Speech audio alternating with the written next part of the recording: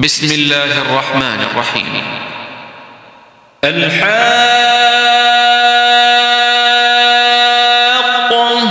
ما الحاقة وما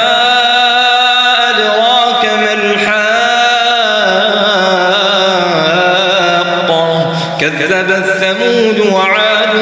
بالقارعة فأما ثمود فأهلكوا بالطاغية وأما عاد فأهلكوا بريح صرصر عاتية سخرها عليهم 7 ليال و8 أيام حسوما فترى القوم فيها صرعا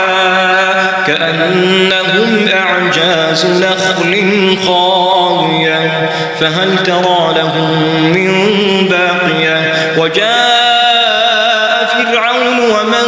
قبله والمؤتفكات بالخاطئة فعصوا رسول ربهم فأخذهم أخذة رابية إنا لما طغى الماء حملناكم في الجارية لنجعلها لكم تذكرة وتعيها أذن واعية فإذا نفخ في الصور نفخة واحدة وحملت الأرض والجبال فدكتا دكة واحدة فيومئذ وقعت الواقعة وانشقت السماء فهي يومئذ واهية والملك على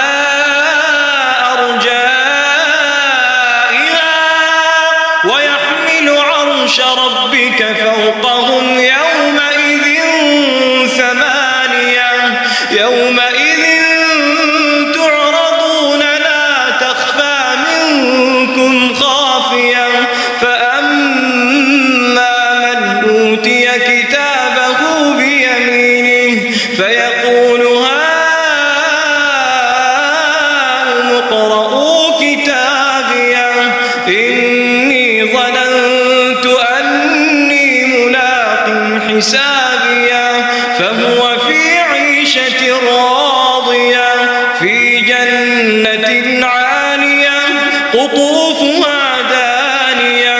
كلوا واشربوا هنيئا بما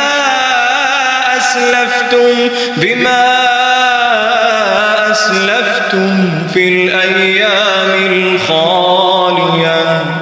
وأما من أوتي كتابه بشماله فيقول يا ليتني لم أوت كتابيه ولم أدر ما حسابيه يا ليتها كانت القاضية ما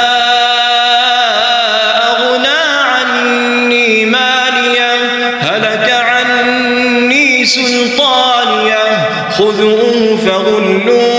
فغلوه ثم الجحيم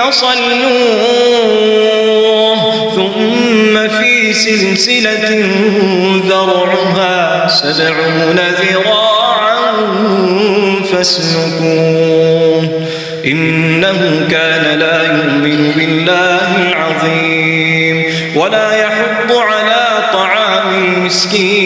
المسكين فليس له اليوم هاهنا حميم ولا طعام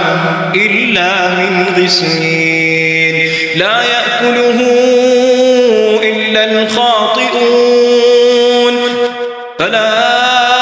أقسم بما تبصرون وما لا تبصرون إنه لقول رسول